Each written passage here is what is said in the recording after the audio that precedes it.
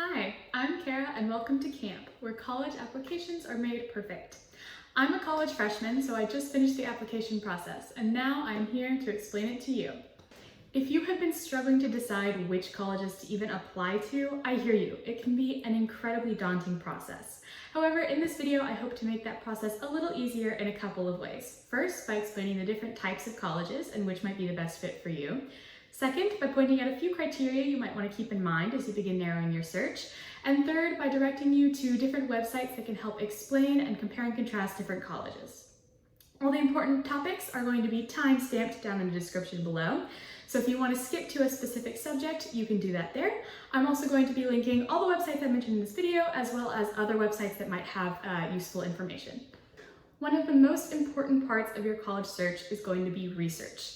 In this section of the video, I'm going to talk about different websites you can use to help you with your college search and how they can be used to narrow down your college choices. Most of these websites will be linked in the description box below. This first one is not, and that is because it is Naviance. So Naviance is not a free website. However, many high schools do pay for their students to be enrolled in it. So if it's something you're interested in, I would recommend talking to your high school guidance counselor and they can help you find out more about it. The second place I recommend is linked in the description box below, and that is the U.S. World in News Report. It has overviews of each college, a ton of very interesting statistics about each college, and it does some college rankings. If college rankings is something that you like, Niche is going to be your website. They rank colleges on all sorts of different categories, from things like whether or not it's a party school to how good the dining hall food is. Another great place to go if you have more specific questions about your college is College Confidential.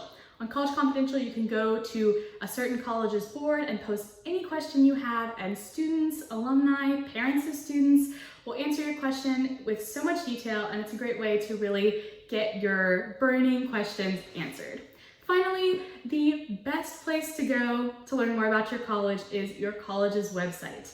This is only really useful once you've narrowed your list down quite a bit, but it's a great way to find out about certain programs they offer if you're pre-law or pre-med. Or one thing I really recommend is if you know what major you want to be, go to the major page on your college's website and look at the classes they're planning on offering. Look at the teachers. Is anyone doing research you're interested in? Are you excited about the things you're going to learn? Does the program look good to you? The next section of this video is going to be narrowing criteria. One of the most important things to think about as you're choosing a college is that there are so many options. Don't feel bad for deciding not to apply to a college for a silly reason, because in the end, anything that helps you narrow down your college choices is completely valid. After all, you can only attend one college at a time. The first narrowing criteria I want to talk about is size. So colleges come in three sizes: small, mid-size, and large. Small colleges typically have fewer than 5,000 undergraduate students. These are typically private schools such as Reed, Grinnell, and Colgate. However, there are public universities that fall under this category as well, such as Delaware State University. Mid-sized colleges are colleges that have between 5,000 and 15,000 undergraduate students. This includes colleges such as Yale, Howard, Brown, Duke, the University of Montana, and the University of Arkansas. The final category is large colleges. So these are any colleges that have more than 15,000 undergraduate students. These are typically public universities such as USC, New York University, or the University of Pennsylvania. However, there are some private schools that fall under this category as well. So why does college size matter? Well, there are a number of reasons. If you went to a small high school versus a large high school, you can probably already think of a few yourself. The one I'm going to focus on in this video is classes. So in small schools, the classes are of course going to be smaller. You're going to get much more individualized attention, you're going to get more one-on-one time with your professor, and you're going to be able to really build those professor relationships and the peer relationships within your classroom. In larger universities, particularly as you are beginning, the lectures are going to be much larger. You're probably going to be in lecture halls, and you probably won't get that one-on-one interpersonal connection with your professor. That said, larger schools have many more options. They have a lot of different things that you can take. You're going to be learning from professors who are at the tops of their fields. They have more research opportunities, more variety in classes. So something I would recommend If you want that small school feel with all the large school opportunities, would be to look, especially if you are a high-performing student, at honors colleges and honors cohorts. One I particularly recommend for students here in Texas, if you're interested in going to college in Texas, is the Plan 2 program at UT. It really does a great job of taking this huge school and making it into a super small group of friends and mentors that you can enter and go through university with. The second narrowing criteria I want to talk about is location. So location can be divided up into three main subcategories. The first one is in-state versus out-of-state public universities. So for private universities, this won't apply, as private universities generally have a much more consistent price to attend. However, for public schools, a lot of public universities will have a lower cost of attendance for students who live in that state already. This is because a lot of those schools receive their funding from the state, but don't let that discourage you if you want to go to a public university in another state. A lot of those schools will do price matching. For out-of-state students, you just have to find programs that will help you, especially if you're high achieving. Those schools will do a lot of things to make it so that their tuition is about the same as an in-state university's tuition. The second subcategory under location is considering where you want to work. So about 40% of all college graduates live within 50 miles of the college that they graduated from. So that is always something to consider. If you have always wanted to work in Seattle, try looking at universities that are close to Seattle, because that's where you will start getting your job opportunities.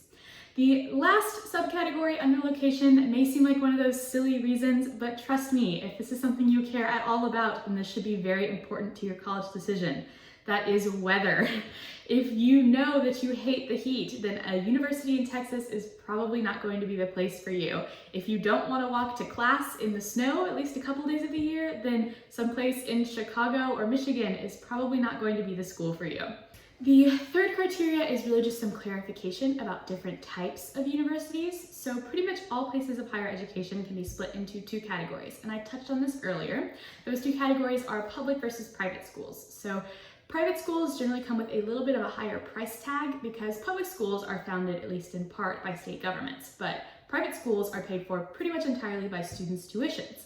That said, some will say that private schools have a little bit more prestige to them. It really just depends on what kind of experience you're looking for. Some notable public schools that you've probably heard of would be the University of Texas, University of Arkansas, Texas A&M. Generally, if it has the name of a state in it, there is a pretty good bet that it is a public school. Private schools include places like Harvard, Vanderbilt, Duke. However, there are also private schools like Juniata or Hendrix that are a little less well-known but still offer that sort of private school education. The second clarifying thing I want to talk about is a liberal arts college. So a liberal arts college is a subsection of colleges that really focuses on classical objectives, has a very well-rounded core, seeks to create critical thinkers, global citizens. There's an amazing book called Colleges That Change Lives that highlights some of America's greatest liberal arts colleges. I very much recommend. That said, if you are interested in going into engineering or medicine, a liberal arts college is probably not going to be the place for you. Instead, I would recommend a research institution, the most well-known being probably MIT. Something like that, a more research-based school, is probably going to be a much better fit for you over a liberal arts school. A few other things to consider as you're looking at colleges as this video sort of comes to a close would be academic rigor. How hard are the classes going to be? How hard do you want them to be? Do you want it to be a more competitive atmosphere with tons of other smart students working alongside you? That kind of plays into the next thing, which is the social environment. Do you want a really extroverted campus that has a lot of parties going on and football games every Saturday, parades? Or do you want a more introverted campus where you can really make those close, tight-knit connections, but maybe there are fewer people out and about? Finally, major. If you know you're only interested in studying one specific thing, just look at colleges that only have that thing. There's no need to even entertain institutions that aren't going to teach you about what you want to learn about. Thank you guys so much for joining me. I hope that this has helped you learn a little bit more about what you should be doing when you research colleges. I applied to 11 colleges, so I definitely know the feeling when you are just not sure about how to choose. However, the fewer colleges you have when it comes to application time, the better. Please join me next time. We will be talking about a schedule to set and what you can be doing now to be getting ready for college application season. Thank you guys so much for coming to camp.